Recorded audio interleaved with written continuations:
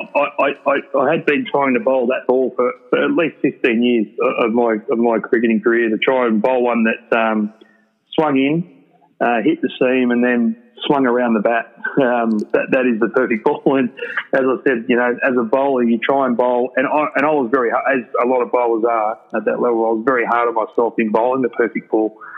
To be able to do it, against such a good player. And as you said, one thing I did do, I played a lot of my test matches, my 27 test matches were against England, and to bowl to a guy such as Alistair Cook, who was a fantastic guy off the field as well, but to have the battles that we did was just amazing. And he even said to me after, he said, "You were too good there," and I said, "No, all I'm trying to do is hit the seam. The rest, once I let go of it, the seam's up, it sort of looks after itself." But yeah, I mean, again, once I think I saw that ball again yesterday, someone reposted it. In fact, it may have been early today, but it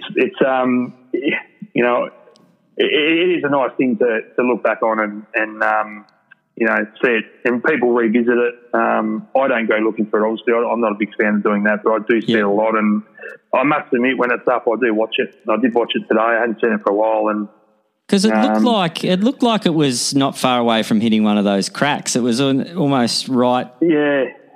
I'll tell you a little story behind that. And again, I've said it a few times, but at that time in that series, I was quite sore. My knee was really sore, which is the problem knee I had. And I had a sort of an issue with starting a spell because it was second innings, and because I was quite stiff and sore.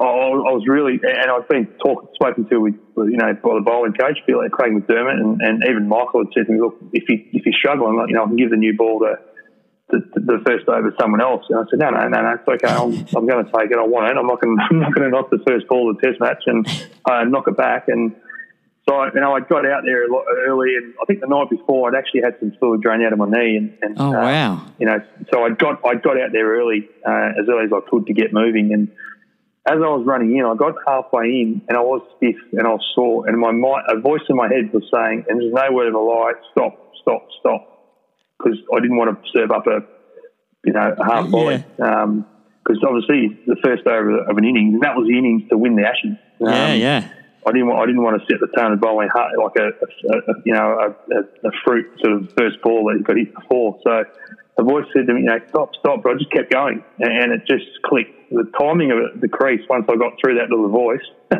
wow. When I landed and bowled it, was just it just felt good, and obviously put it in the right spot. And as I say, I don't know what it did, if it hit the crack or if it whatever, but it just was in the right spot, I guess. And flicked the bail, and again the rest is history. But and you've still got the bail, I understand.